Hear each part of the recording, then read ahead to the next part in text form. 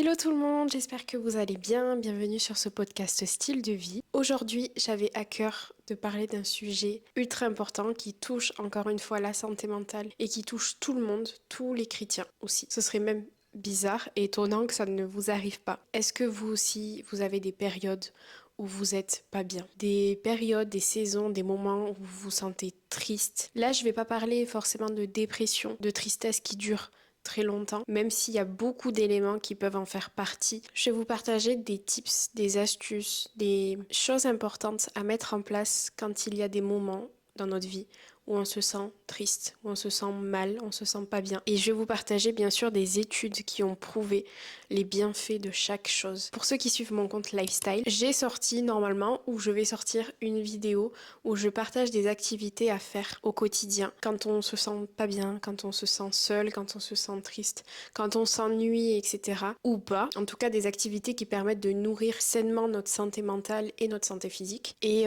aujourd'hui, j'avais à cœur d'en parler sur cette chaîne. Alors, peut-être que vous êtes étonnés.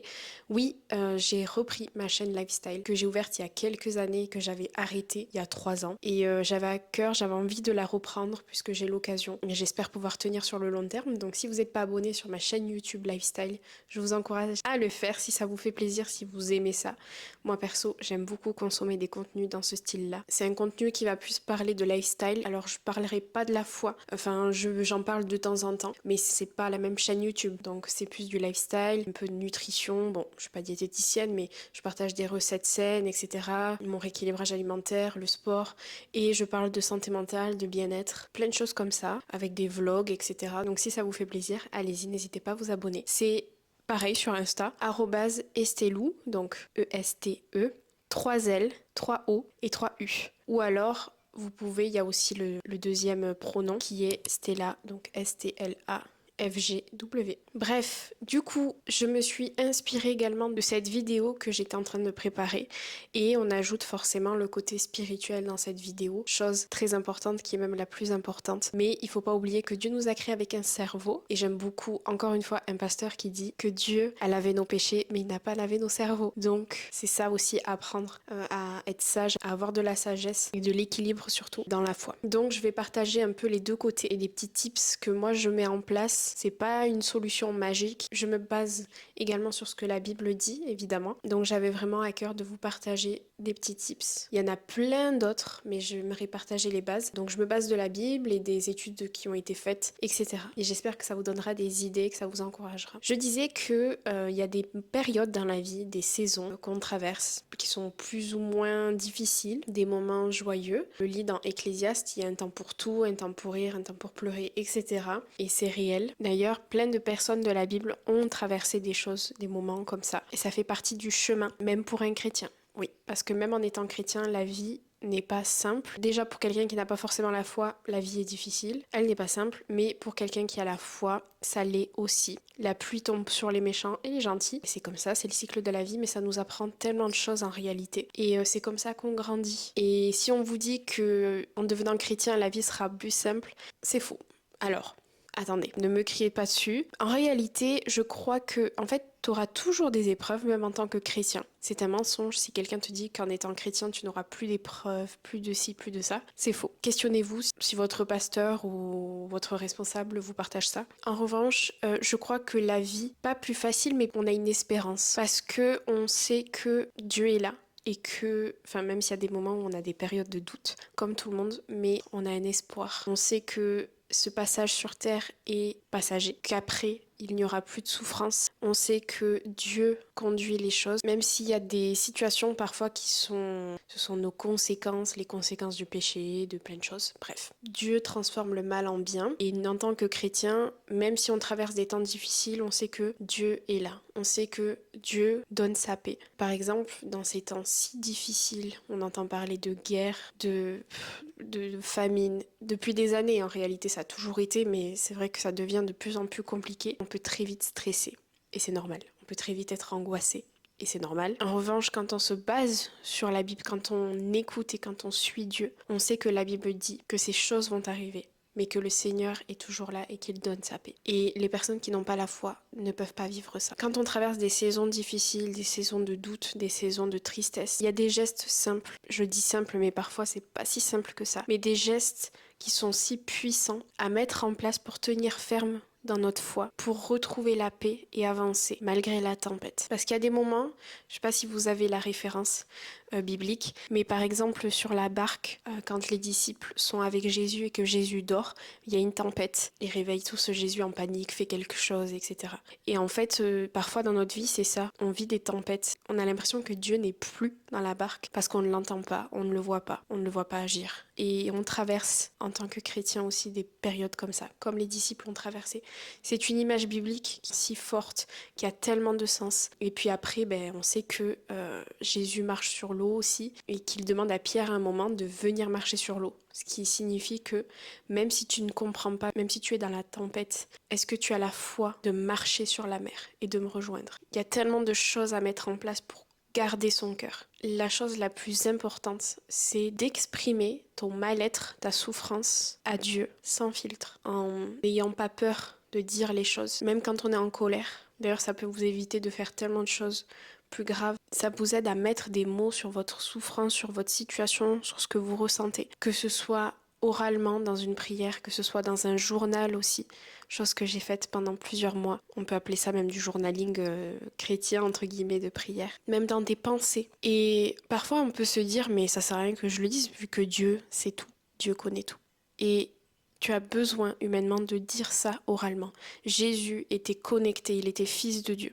Et pourtant, il passait des moments de prière. Il se mettait à l'écart, cœur à cœur avec Dieu. Et on en a tous besoin, que ce soit dans nos moments de joie et dans nos moments de faiblesse, de tristesse. Dieu comprend tout, même toutes tes pensées qui débordent ou tes paroles qui paraissent un peu bizarres, quand tout est confus, quand ça n'a pas de sens. Je sais pas si vous comprenez, mais parfois on prie, nos phrases n'ont pas de sens, c'est mal conjugué, c'est mal ci, c'est mal ça. Mais parce qu'on n'arrive pas, c'est difficile d'exprimer. Et même juste le fait de l'avoir coincé là dans la gorge, tout ça Dieu le comprend. Et tu as besoin d'exprimer ta souffrance à Dieu. Alors la prière, c'est pas une technique de relaxation, quoi. C'est une relation, c'est spirituel. Il y a des études qui ont été prouvées sur la prière, sur la foi en fait, sur le fait qu'une personne soit croyante, tout ça. Et sur la prière, il y a des études qui ont prouvé qu'il y a des effets positifs sur le mental et le bien-être. La prière peut réduire l'anxiété, améliorer le bien-être général, donner de l'espoir, que ça baisse le stress, ça réduit le rythme cardiaque, ça améliore l'humeur, etc. Donc voilà, mais on peut même comparer ça au fait de dire en fait ce que tu ressens oralement, et ça ne s'explique pas forcément parce que encore une fois c'est spirituel, mais c'est tellement important dans la vie du chrétien et on le sait, la Bible le dit, je vais pas vous sortir tous les versets. Puis Dieu c'est mon meilleur ami, c'est toute ma vie en fait, et pour moi tout est grâce à lui, et même dans les situations difficiles, même si j'avoue que il y a des moments où vraiment quand j'ai été dans le down, quand j'ai fait la dépression, j'étais là, mais Seigneur, pourquoi tu permets ça? Qu'est-ce que tu fais là, j'ai besoin que tu agisses. Et à la fois, il y avait des jours où vraiment, ça a été des moments où je me suis vraiment rapprochée de Dieu, mais plus, et j'ai vraiment, senti sa paix, même si le jour où vraiment ça a craqué, je ne sentais plus rien.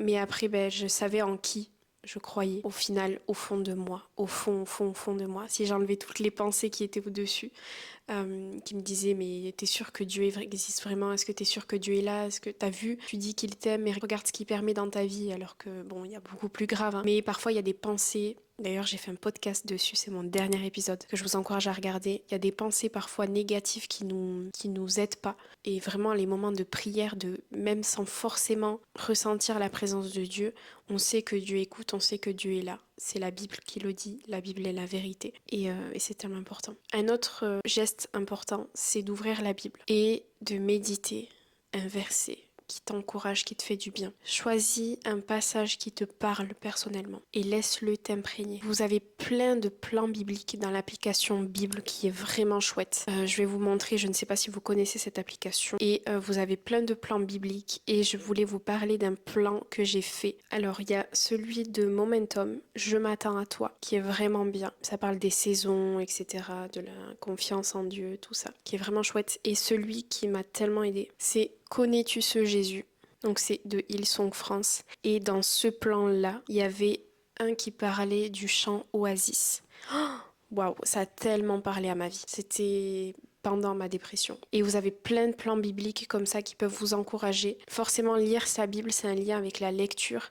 Déjà, premièrement, tu te nourris de choses positives, de la parole de Dieu.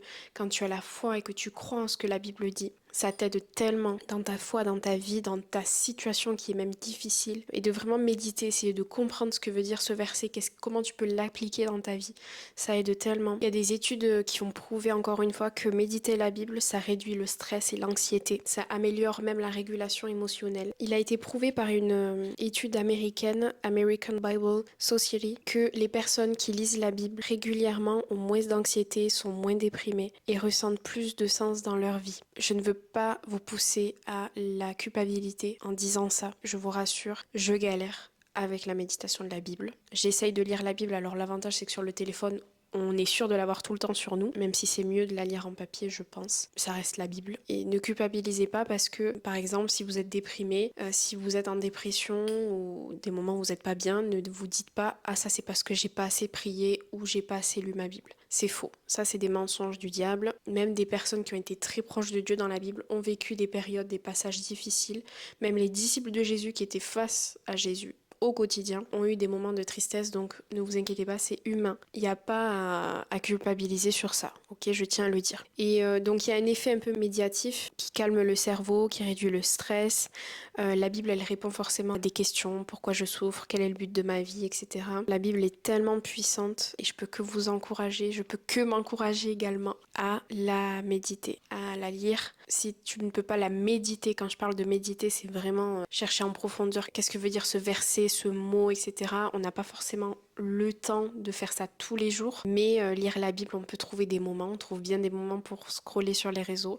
Et je me parle à moi-même. On n'est pas au tribunal, je suis pas en train de vous juger ou quoi parce que je me parle à moi-même également et ça me parle. Ensuite, il y a les 2 prochains points qui s'assemblent. Refuser l'isolement. Si vous n'êtes pas bien, refusez de rester seul, même si parfois rester seul ça peut faire du bien, mais s'il y a des pensées noires qui commencent à venir, etc., non. Refusez l'isolement si ça dure trop longtemps, si cette souffrance dure trop longtemps, sans forcément parler des pensées. D'ailleurs, je tiens à vous donner le numéro 3114, hyper important si vous avez des pensées noires, même en tant que chrétien. Il y a des lignes d'écoute exprès, vous avez des personnes, des professionnels qui peuvent vous accompagner. Ok, vous n'êtes pas seul, et voilà, je tenais à le préciser. Mais sans forcément avoir des pensées noires, refusez l'isolement. Même si la tentation est très forte de vouloir s'isoler, osez sortir, même sortir dehors. Vous balader, voyez des amis, etc. Mais ça, je vais le détailler juste après. Ensuite, c'est à peu près le même point. Cherchez la compagnie de frères et sœurs en Christ, de chrétiens, mais avec des personnes de confiance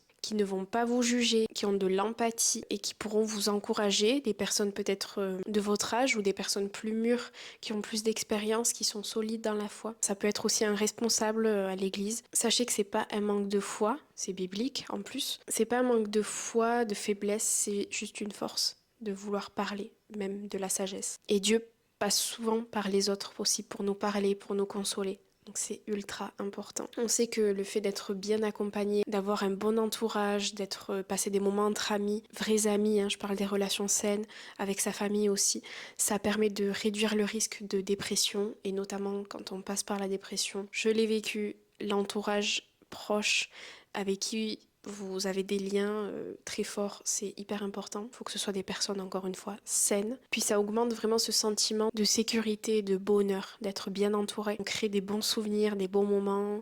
Et c'est ultra important, ne restez pas seul dans votre souffrance. Je vais vous dire aussi, forcément, d'écouter des louanges, de chanter des louanges. On sait que la musique nourrit la foi, nourrit notre cerveau et ça nous permet aussi de replacer vraiment Jésus au centre de notre situation. Ça brise aussi la solitude et parfois on n'a pas envie. Donc si t'as pas envie, commence doucement. Mets la louange du moment qui te parle, parce qu'il y a des louanges qui sont plus joyeuses et il y a des louanges qui sont vraiment en cœur à cœur avec Dieu, qui permettent de aussi libérer des émotions plus difficiles à exprimer, des émotions, la tristesse, etc. Même pleurer, c'est ok.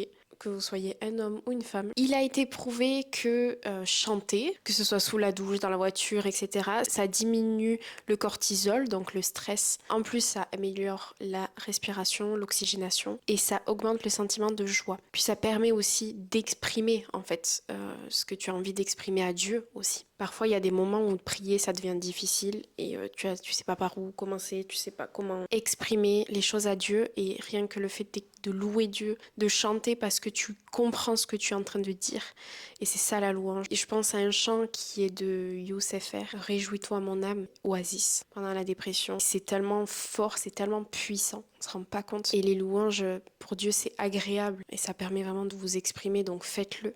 Écoutez des louanges qui vous permettent d'être en cœur à cœur avec Dieu. Et ça vous permet de vous nourrir aussi de bonnes choses. Évidemment, prendre soin de sa santé mentale aussi, consulter quand il y a vraiment besoin. Parfois il y a besoin et on se rend pas compte. Parfois il n'y a pas forcément besoin. Parce qu'il y a des souffrances, certaines souffrances qui même en tant que chrétien sont difficiles dans notre quotidien. Ça peut être dans des relations, ça peut être dans plein de choses, même psychologiquement. Et il y a plein de chrétiens qui ont des troubles. Je peux parler des TND, donc les troubles neurodéveloppementaux comme le TDAH, le TSA, donc troubles spectre, autisme, etc. Donc ça c'est des troubles qui sont différents des, par exemple, des troubles anxieux, etc. Mais il y a des chrétiens qui souffrent aussi de troubles anxieux, ils souffrent de dépression, qui ont un trouble psychotique, ça arrive aussi, la schizophrénie. On peut parler de la bipolarité aussi. Il y en a des chrétiens qui vivent avec ça et qui ont besoin d'être accompagnés, et je le dis. Et c'est de la sagesse, sachez-le. Il y a des professionnels, le tout c'est de se sentir bien avec le professionnel, qu'il respecte aussi votre vie spirituelle, votre foi, votre croyance. Et c'est un médecin avant tout, enfin...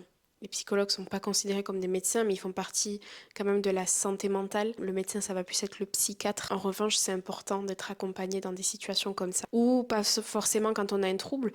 On peut très bien ne pas avoir forcément de trouble, avoir des souffrances liées à votre passif, liées à votre éducation, à votre fonction familiale. Enfin, voilà. Plein de choses comme ça, des traumas. Et parfois, il y a des pasteurs qui sont pas forcément bien formés, il y a besoin d'accompagnement psychologique, de personnes qui ont des connaissances psychologie. Dieu nous a créé avec un cerveau et c'est ok d'aller voir un professionnel. Donc ça aussi, c'est important, prendre soin de sa santé mentale. Et je vais parler forcément de prendre soin de son corps aussi. Ça ne veut pas dire être ultra musclé, être ultra fit, avoir un summer body, etc. C'est pas du tout ça. Mais c'est de pratiquer une activité sportive régulière, on le dit. Ça peut être du basket, du foot, peu importe. Ça peut être la danse aussi, comme ça peut être de la marche rapide, la course, pratiquer du sport en salle de sport, la musculation, etc.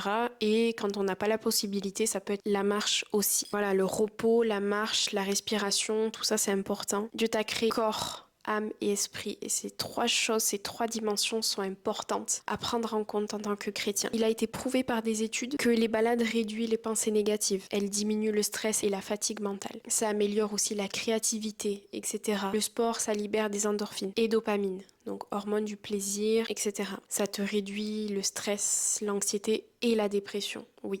Ça améliore ton sommeil, ton énergie et ta confiance en toi. Ultra important en tant que chrétien, je le crois. On a la responsabilité de prendre soin de notre âme et de notre corps. La reconnaissance, la gratitude, ça on en entend parler sur les réseaux. Et c'est biblique. Faire du journaling par exemple. Compte tous les jours, 1, 2, 3 grâces que tu as, par exemple le fait d'avoir un toit, de respirer. Parfois ça peut juste être le fait de boire un bon café, un bon matcha pour ceux qui aiment le matcha, de boire de l'eau, de te nourrir à ta faim. Des choses qui paraissent simples mais qui sont importantes. Ça t'enlève pas ta tristesse de faire ça, mais ça te permet à ton cerveau, à tes yeux de te centrer sur les bienfaits de Dieu et sur la loyauté de Dieu même dans l'épreuve. Ça te rappelle aussi dans ton passé que Dieu a agi dans certaines situations et c'est hyper important. Ça a été prouvé que le journaling, ça réduit le stress, l'anxiété, ça t'aide à mieux comprendre tes émotions aussi. Ça peut être en lien aussi avec la prière que tu peux écrire sur un journal. Moi je le faisais, j'ai fait ça pendant une période, pendant quelques mois et en fait je mettais toutes mes émotions, mes journées qui étaient difficiles sur papier et c'était une prière à la fois et ça m'a tellement aidée. Waouh, c'était tellement fort. Et le fait de faire de travailler, de cultiver la gratitude tous les jours, ça améliore ta santé mentale. Donc il y a plein d'études prouvées sur ça et c'est biblique en fait. On le voit avec David, avec les psaumes, de se rappeler, compter les bienfaits de Dieu, c'est tellement fort. Et quand vous vivez des moments extraordinaires, des miracles dans votre vie ou des choses où vous voyez la main de Dieu agir,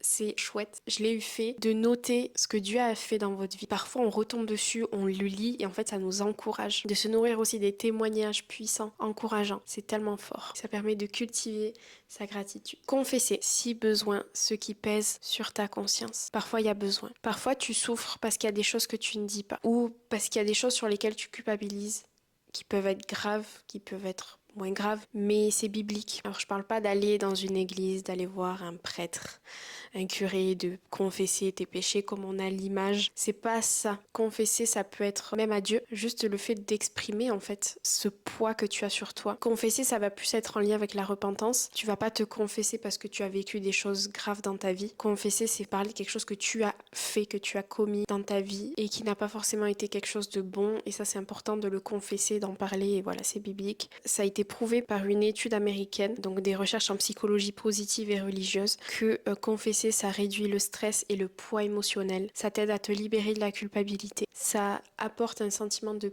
paix intérieure. Ça favorise la clarté mentale et le lâcher prise. Et ça peut améliorer le bien-être global. Puis encore une fois, ça permet de lâcher en fait ce sac que tu portes qui est lourd. Et c'est biblique. Tu peux en parler avec un pasteur, un ami proche, à Dieu. Plus important, on passe par Dieu pour la repentance et pas par un pasteur. Mais le fait de confesser, ça permet de parler et de le dire. Donc parfois, tu souffres parce qu'il y a quelque chose que tu n'as pas dit et que tu as besoin de dire. Là, c'est plus en lien avec confesser ses péchés, c'est les choses, les attitudes qui ne sont pas bonnes. Et il y a aussi le fait d'être suivi psychologiquement, de pouvoir être entouré de personnes proches, mais ça permet aussi de parler de situations que tu as vécues dans ta vie qui est difficile, d'être bien entouré. Ça, je conseille de le faire plus auprès d'un professionnel de la santé mentale, ou un médecin ou quoi. Mais après, ça peut l'être aussi à des personnes de confiance qui peuvent vous aider, vous accompagner. Il y a plein d'autres activités à faire que j'ai partagées sur mon autre compte que je vais vous dire très vite fait. Donc ça, c'est plus des tips hors spiritualité entre guillemets. Je vais pas vous partager les bienfaits sinon ça va être beaucoup trop long, donc allez voir ma vidéo. J'ai partagé le fait de cuisiner, permet de prendre soin de sa santé mentale et même santé physique. Vous comprendrez pourquoi. Lire, prendre le soleil, consommer une boisson réconfortante. Important, se nourrir de contenu positif, qui est très important, c'est même biblique. Et ça a été prouvé que voilà, il y a plein de bienfaits. Le coloriage, la peinture, faire des siestes. Oui, je le dis. Sortir un peu. Quand je parle de sortir, c'est pas aller en boîte de nuit ou quoi, c'est sortir, faire des magasins sans forcément acheter. Je pousse pas à la consommation, à la surconsommation, pas du tout. Mais sortir, marcher en ville ou dans la campagne, etc. Aller dans des coffee shops, bibliothèques, médiathèques pour travailler. Caresser des animaux aussi. Ça a été prouvé qu'il y a plein de bienfaits. Faire des jeux instructifs. Vous avez plein de cahiers, de s'occuper de soi, skincare, ranger la maison aussi, d'avoir un environnement minimaliste, etc. Ça joue beaucoup aussi. La cohérence cardiaque. Travailler sur sa respiration, inspirer, expirer. Sortir seul, aller au cinéma, au restaurant, musée. Et pour ceux qui ont un plus gros budget, allez dans un spa, faites-vous masser, etc. Je vais pas trop détailler tous ces points, pourtant ils sont hyper importants, je le crois, mais pour ça, il faut aller regarder ma vidéo sur mon compte Lifestyle. Toutes ces activités-là, tous ces points-là te permettent de réduire ton stress, ton anxiété. Ça te donnera plus de dopamine, d'ocytocine, l'hormone du plaisir, du bonheur. Et du coup, ça favorisera le bien-être dans ta vie et d'être fortifié malgré les tempêtes, malgré les épreuves. Évidemment, je vais vous partager plusieurs versets aussi qui peuvent vous encourager et des versets que vous pouvez méditer dans des situations de souffrance. Vous en avez plein d'autres, mais je vais vous partager des versets qui personnellement m'ont parlé et qui sont, à mon sens, ultra importants dans le quotidien. Il y a la fameuse parole de Jésus dans Matthieu 11, 28 qui dit « Venez à moi, vous tous qui êtes fatigués, accablés, sous le poids d'un lourd fardeau, et je vous donnerai du repos. » Il y a une promesse. Quand tu viens à Jésus et que tu laisses ton fardeau, que tu déposes ton sac, il te donne sa paix, il te donnera du repos. C'est vraiment une invitation en fait de Dieu. Et il accueille chaque découragement, chaque souffrance, chaque lassitude. Et je voulais vous le partager. Vous avez le psaume 42 qui est très fort, vraiment très fort. Je ne vais pas vous le lire entièrement, je vous encourage à aller le voir. On sait que David est passé par plusieurs étapes difficiles dans sa vie. Vous avez d'ailleurs l'histoire de Job aussi, qui est parlante. Je vais juste vous partager quelques petits versets dans le chapitre du psaume 42, notamment le verset 4 qui dit « Mes larmes sont ma nourriture ». Jour et nuit, car on me dit sans cesse où est ton Dieu. Je me rappelle avec émotion l'époque où je marchais entourée de la foule, où j'avançais à sa tête vers la maison de Dieu, au milieu des cris de joie et de reconnaissance d'une multitude en fait. Pourquoi être abattu mon âme et gémir en moi? Espère en Dieu, car je louerai l'Éternel encore. Il est mon salut et mon Dieu. Etc. etc. Qu'il dit, ça peut paraître à la dépression. En tout cas, le fait de pleurer souvent, c'est un des symptômes. Et derrière, il y a un encouragement. En fait, il parle à Dieu de sa souffrance. Il écrit sa ta souffrance. Et après, derrière, il y a comme de l'allégresse. Tu as le droit d'avouer ta fragilité, ta souffrance, qui n'est même pas forcément une fragilité, mais ce moment un peu fragile, un peu vulnérable de toi. Derrière, il y a toujours de l'espérance. Le fameux verset Philippiens 4, 6 et 7. Ne vous inquiétez de rien, mais en toute chose, faites connaître vos besoins à Dieu par des prières et des supplications, avec remerciement, gratitude. Et quoi? Et la paix de Dieu qui surpasse toute intelligence gardera vos cœurs et vos pensées en Jésus-Christ. Il y a une promesse derrière. Dieu t'invite tel que tu es, sans rien cacher, avec tout ce qui te pèse, tout ce qui est lourd. Fais connaître tous tes besoins à Dieu. Et Dieu derrière va te donner sa paix. La paix de Dieu est inexplicable, inexprimable. C'est vraiment un truc de folie. Et ça se vit au quotidien. Psaume 34, 19. L'Éternel est près de ceux qui ont le cœur brisé et il sauve ceux qui ont l'esprit abattu. Il y a une promesse. Dieu est toujours là. Dieu veille sur toi, même dans ta faiblesse.